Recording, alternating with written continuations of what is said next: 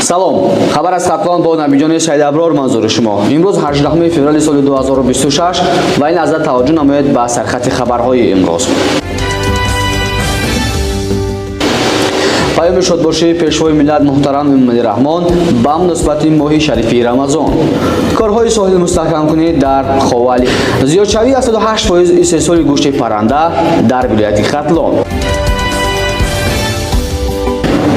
шарҳи бештари хабарҳо. 18 феврал президенти ҷумҳурии Тоҷикистон пешвои миллат муҳтарам Эмомалӣ Раҳмон дар паёми шодбошии худ ба муносибати фарорасии моҳи шарифи Рамазон мардуми шарифи кишварро табрик гуфта, ба ҳар як фарди миллат дили шоду хонаи обод, бахту иқболи баланд ва сулҳу оромии абадиро орзу намуданд. ҳамзамон раиси вилояти Хатлон Давлаталӣ Саид мардуми шарифи Тоҷикистонро ба фарорасии моҳи шарифи Рамазон табрик намуданд.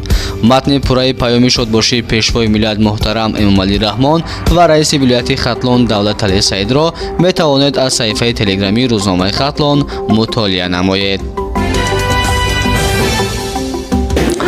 бо мақсади пешгирии хатарҳои обхезӣ ва ҳифзи манзилҳои истиқоматӣ, заминҳои кишоварзӣ ва иншооти муҳими иҷтимоӣ дар мавзеи осебпазии дарёи оби мазори ноҳияи Ховалин корҳои соҳилмустаҳкамкунӣ бо суръат идома доранд. тадбирҳои мазкур дар доираи эълон гардани соли 2026 ҳамчун соли вусъати корҳои ободонӣ ва худшиносии миллӣ ва 300 рӯзи ободонӣ дар вилояти Хатлон роҳандозӣ карда шудааст. дар вилояти Хатлон айни замон 35 корхонаи паррандапарварӣ фаъолият дошта, рушди бо майлони соҳаро дар соли 2025 ба 108% расонидааст. соли 2025 дар вилояти Хатлон 3115 тонна гӯшти парранда истеҳсол шуд, ки нисбат ба ҳамин давраи соли 2024 238 тонна зиёд мебошад. суръати афзоиши паррандапарварӣ дар вилоят 108%-ро дар бар мегирад.